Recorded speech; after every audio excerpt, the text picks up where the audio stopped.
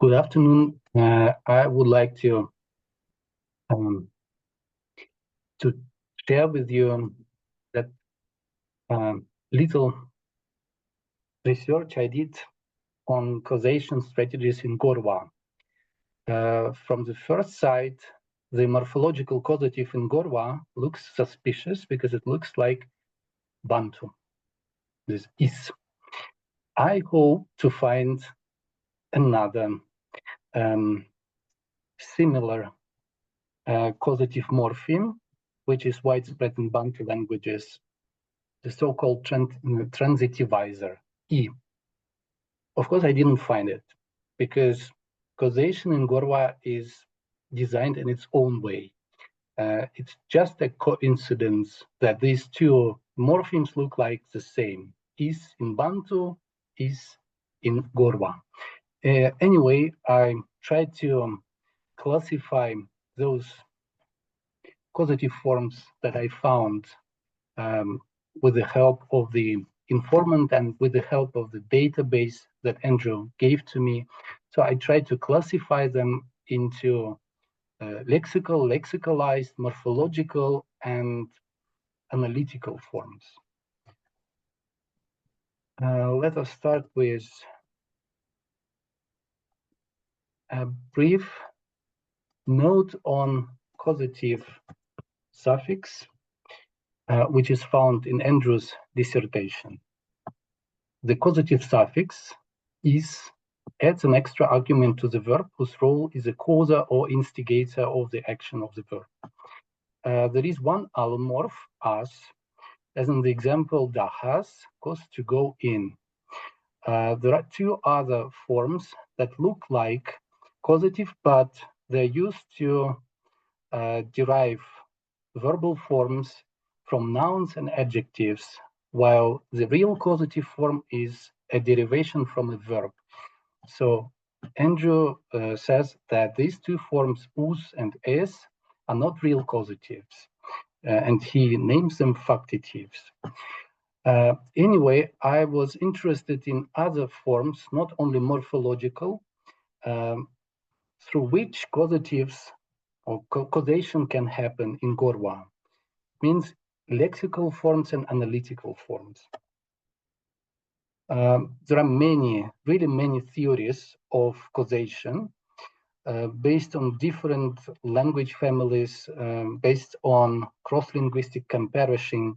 There is one research that compares 600 languages, but for the purpose of my research, I decided to take this simple but quite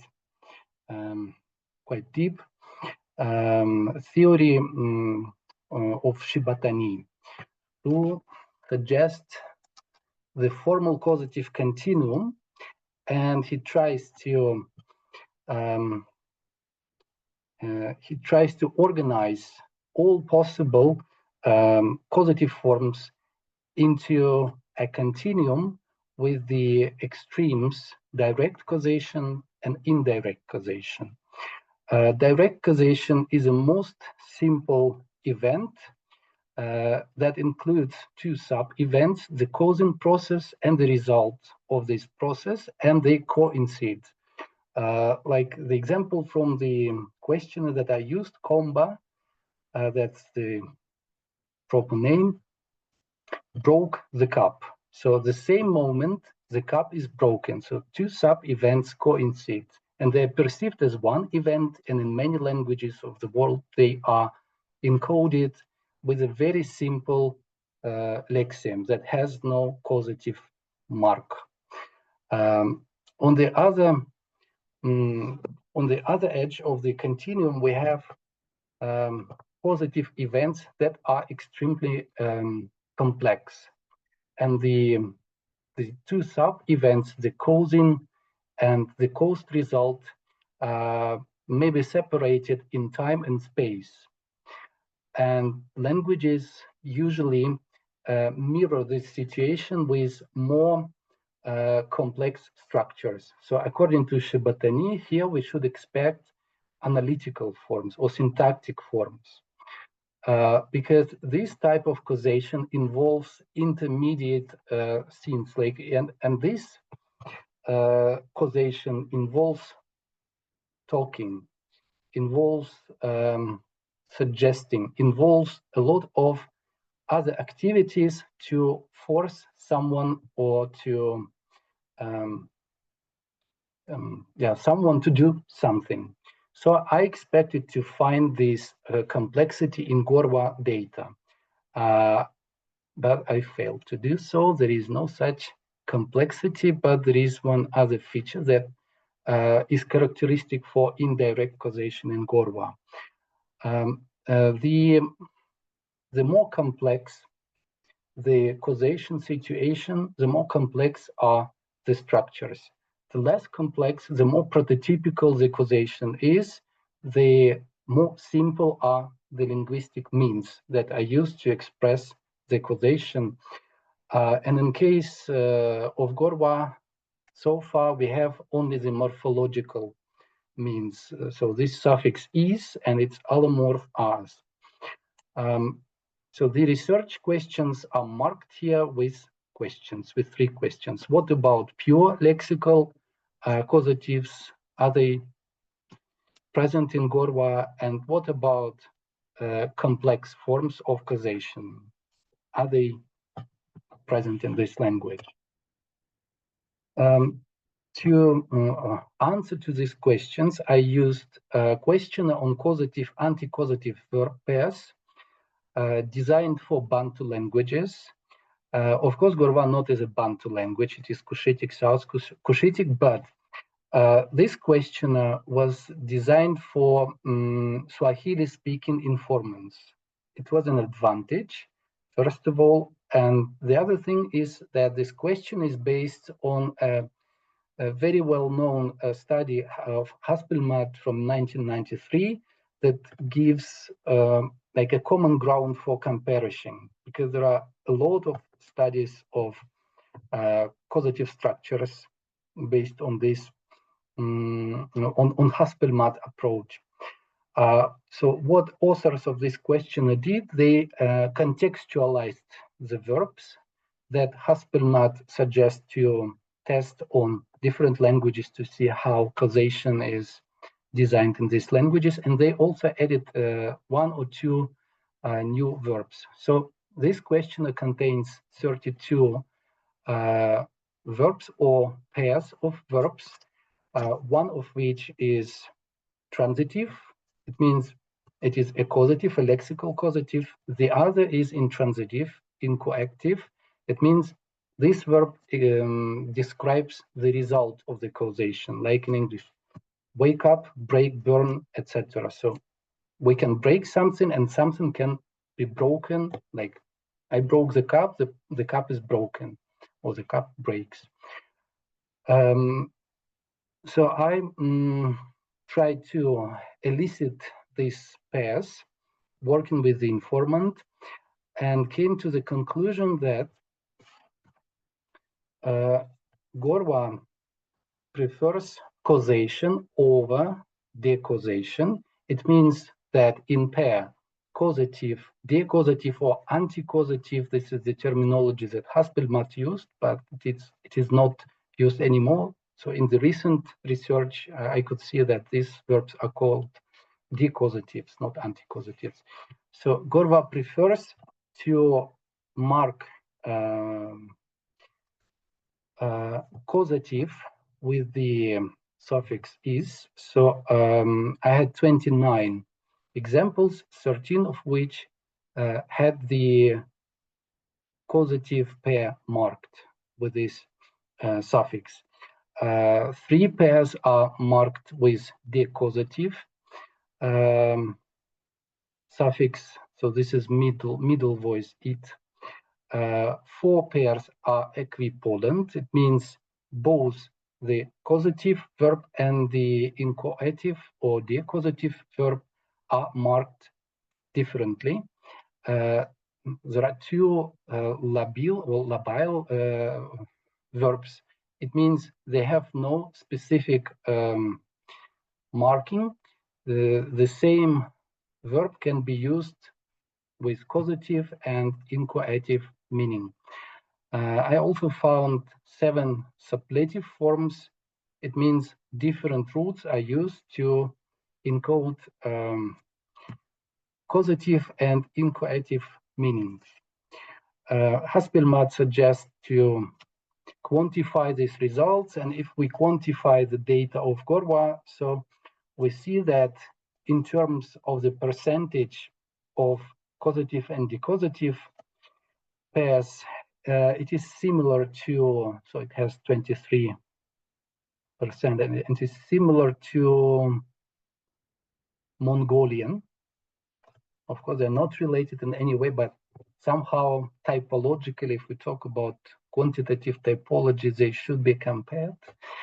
And if we try to calculate the percentage of the regular pairs versus not regular pairs, so we have result 45, that is equivalent to 45%.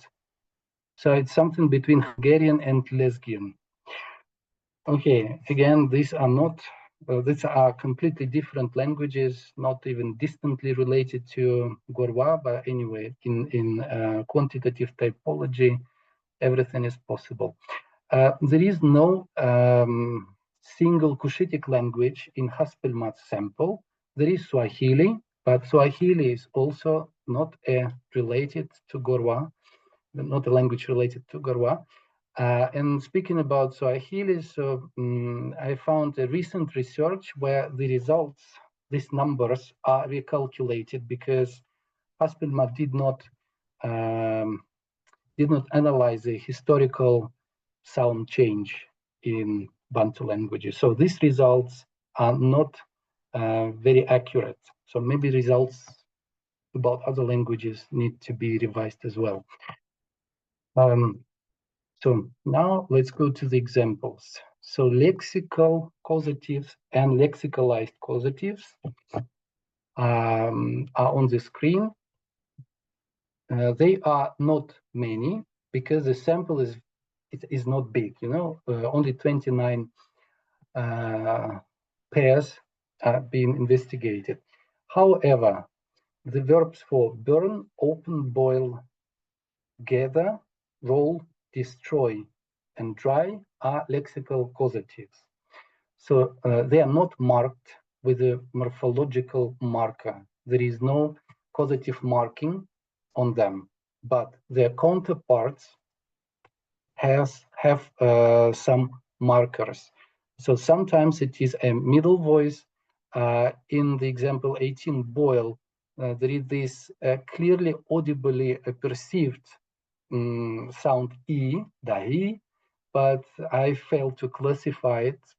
I don't know what kind of morpheme is it, but it's in clear contrast with the causative form that is a simple lexical causative dach. 3 forms are lexicalized causatives. It means they have causative marking, but they don't have the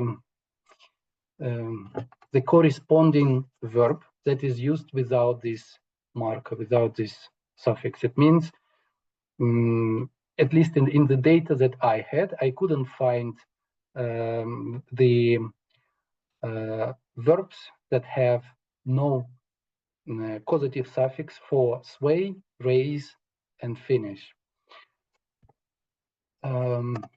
Morphological causatives are the majority in my data, but here we should be careful with some of them.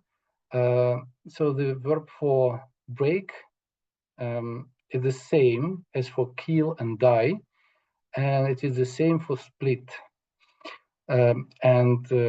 Andrew suggested in one of the elicitation sessions that it's a loan word from Swahili. So kwa means to fall. It might be a euphemism for dying.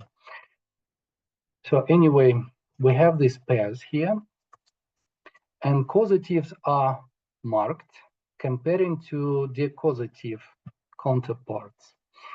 And they are marked with the morphological means with the suffix is, sometimes as. It's allomorph. So on this slide, you can also see the pairs where both counterparts are marked. The causative is marked with the suffix s or us, and the causative is marked with incoative or middle voice, au or ut. So what about indirect causatives? I got a list of imperatives while working with the informant. Maybe it was the result. So these imperatives do not result from the questioner. So the questioner is designed to elicit only the direct causation, only the direct causatives, the prototypical ones, I would say. Then I tried to test the possibility of performing the same action as indirect causative. And I used formula like make someone do something or tell someone to do something. Like in Swahili, kufanya kulazimisha, kusema kuomba. And what I got this list of imperatives and the same morphological forms with is. Maybe it is, it was my mistake to use this formula because the informant translated it directly. And in some of the examples, I got the verb or to say, so father said to the son, do this and this. This is how it sounds for the native speaker. And also I made a mini discovery that actually this suffix is a verb to do, to help, which explains a lot actually. So the verb is grammaticalized into suffix. And that's why I also got a lot of regular morphological causatives because the informant just translated it literally. So help means is. So you take the verb, you add this auxiliary or live verb, and you have the causative, which is morphological actually. Then I tried to find examples of associative causatives in the database that Andrew gave to me. And I found that so associative causatives are intermediate between direct and indirect causatives. They're not that much complex as indirect causatives, but they are not as much simple as direct causatives. And there are different levels of complexity. So first, the joint action. It is an action that is carried by that someone who is caused to do this action together with that someone who is causing to do the action. So this is an action done together by causa and causee. So in this example, we have dancing, and playing together. The boy plays with the child. So the boy causes the child to play, and the boy is playing with the child as well. So this is a joint action, and it is marked with the causative is and durative am. Supervision. This is a type of associative causative where the causa is supervising the causee in performing the caused action. So this is an example got once again watched over me, and the causative is attached to the middle voice marker, see he, tis. Another type of associative causative is adjunctive. So causative that implies help. So someone is helping someone, and in many languages, this construction is equal to a causative construction. So in this example, the boy is helping cross repeatedly. And we can see the normal, the widespread morphological causative is. Assistive is a subtype of helping with less involvement in this activity. we are initiated by great elders. So this is a story about initiation rituals in Gorwaa society. So elders are involved in this ceremony, but they are not the ones who undergo this process of initiation. They are the ones who organize it. So this is assistive causative. And again, the marking is nothing new. Other functions of causatives might be found in Bantu languages, and these meanings are similar to applicative forms. So in many languages, like in many Bantu languages, causatives of transitive verbs perform some other functions except for causation. So they mark or they introduce the benefactive, like in the example, this person with what was he filling the cows with. This is a free translation. So the causative in this construction introduces the cow as a beneficiary of the action of feeding. Causative mark can express intensive an intensive action, like in the example to young forcefully. Moreover, causative can express associative meaning, which in Bantu languages is encoded with an or ang, to do something together. The Gorwaa did not gather together. It was the white people who gathered them together. And again, the morphological marker is.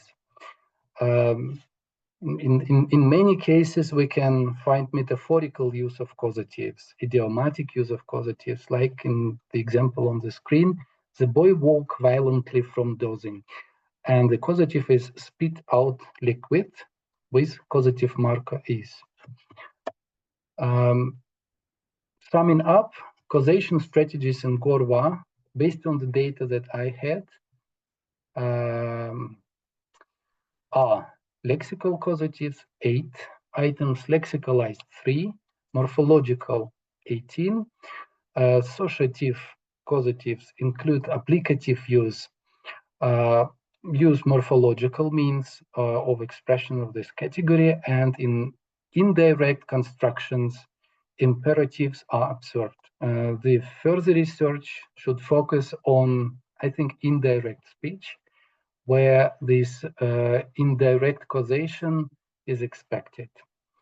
Thank you very much for your attention. I'm ready to answer to your questions. Stanislav, thank you very much, first of all. You know, I'd never applied any sort of rigorous list to the things that causatives could do, nor have I looked through the database with an eye on causatives. So I really appreciate, you know, the way that you've sorted what came out. I know that Martin will agree with me. It's a complicated phenomenon, causation, in both Gorwaa and Iraq. I want to ask a quick question, and then I see Martin's hand up. And this is kind of it's mainly sort of a methodological question, or maybe a very broad one. Coming from working with Bantu languages, so coming from this sort of expert position on Bantu languages and moving into a very different language, what was the biggest part of that experience for you? What was, you know, I don't know, the strangest or the most salient part of that experience moving from Bantu into South Cushitic? Complex phonetics. You know, I was struggling with orthography. Yes, because phonetics of Bantu languages is quite simple. At least those languages that I was working with. In Gorwaa, there are a lot of these glottal consonants that are very difficult to perceive and to write down. So in this research, I had several answers from the informant, and I picked up only those that I was able to identify in other sources in your database, for example. So Hezekiah gave me like, I don't know, 3, 4, up to 5 variants of the same sentence with up to 5 different roots. And I took only those which I could find somewhere else in written form, because transcribing it, it was difficult, way too difficult for me. Absolutely. I sort of saw Paula here, who also is encountering Gorwaa for the first time, like nodding sagely here in the background. Martin, you've got your hand up, and I know that you have something to say about this, so go for it. Yeah, but first of all, thank you, Stanislav. It was very interesting. Again, I learned new things, and then I have a few remarks. This one thing that got me thinking. You had an example where there was the causative is and there was an m before it, and most of the time that is an imperfective. But the first example that you had that was with the associative causative, if I remember well, it was not glossed. Yeah, was it? Yeah, the bara amis. There is something that has been puzzling me in Iraq for a very, very long time, is that for a number of verbs, when you add a causative, you have to add the m as well. And I don't know what that m is. So I'm now going to look at them again with this idea of associative. But I just want to share the problem and make my problem yours as well, so that maybe one time I have an answer to that. I should also jump in, Martin, in that lack of glossing is 100% my fault, not Stan's. No, it's not your fault. It's exactly that problem. That we don't know what the heck it is. Yes. Okay, Stan, note that. But you go ahead, Martin. Then a few just random remarks. You had the dahi. Know what it was. I would have to listen to it. There is a realization of the eat if it is high tone and end of utterance, then the T can drop. So that could be it. Otherwise, it's just one of the conjugations. That depends whether it's long and high or not. If it's long and high, then you can just add the T on it. That is then just simply not realized. Although I have, that is to boil, huh? Yeah. I have this boil in Iraqu as undergoing, as just not causative. So I'm interested in but I mean, I'm sure these kind of differences between Gorwaa and Iraqu in these pairs. I noticed a few other ones. Yeah, random remarks. You quote me, and I'm a bit shocked because I disagree with that mouse quote, because to me the causative is not in itself syntactically one that adds an argument. It's only adding the causa to the events in the semantic frame of the verb. So to a verb like to be late, it is late, and then I am late as a causative. To be far or to something is far or to go far is then the difference, and they're both intransitive. So if you look carefully, you will always find intransitive causatives. But that is just a general point that it's my stupid hang up with causatives that I want to emphasize all the time. Yeah. I had more, but I had forgotten. I will listen to it again when it is on online. So just a few remarks, yeah. I see, Stan, that we are at time, but do you have anything that you'd like to respond there to any of Martin's comments? Maybe just one thing that is not a direct response. So I was curious about verbs that involve manipulation with liquid substances like boil, melt, because in Gogo they have remarkable morphology. They employ reversive. Ah, Yes, yeah. with. Oh, nice. Oh, thank you. Yes. So I expected something like this. Like I wanted to test it whether in Gorwaa there is also this detail, but no. So these are just normal verbs, nothing special about liquids. Okay, thank you very much. Thank you. I think in Hiraku those are in the undergoing meaning. Yeah. Basically in the base form. The subject is undergoes the process.